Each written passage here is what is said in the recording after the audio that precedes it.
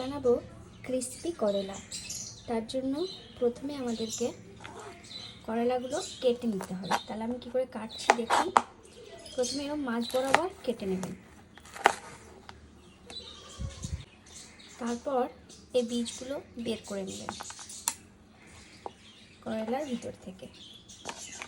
এবার করলাগুলো এরকম পাতলা পাতলা করে কেটে নেবেন, লম্বা লম্বা করে। এই যে এরকম লম্বা লম্বা করে কেটে নেবেন।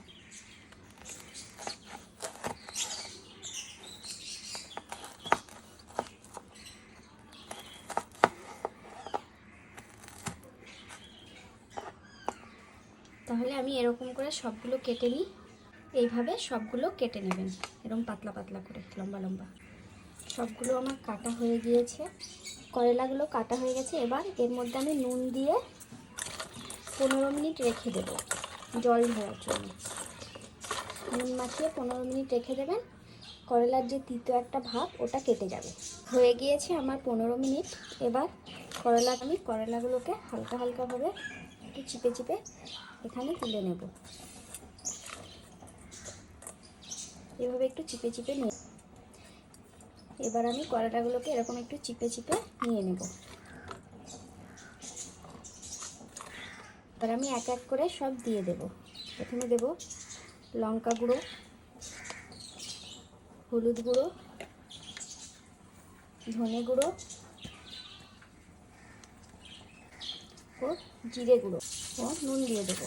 এবার আমি চালের গুঁড়ো দিয়ে দেবো।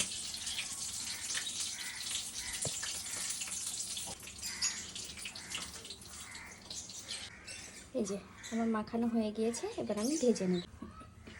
কড়াইয়ে তেল গরম হয়েছে, এবার আমি দিয়ে দেব।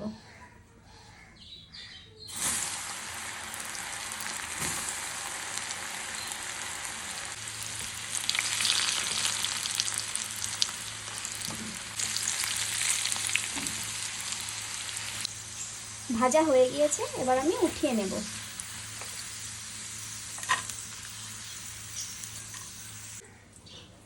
হয়ে গিয়েছে আমার ক্রিস্পি করলা। এই যে দেখুন কতটা ক্রিস্পি হয়েছে।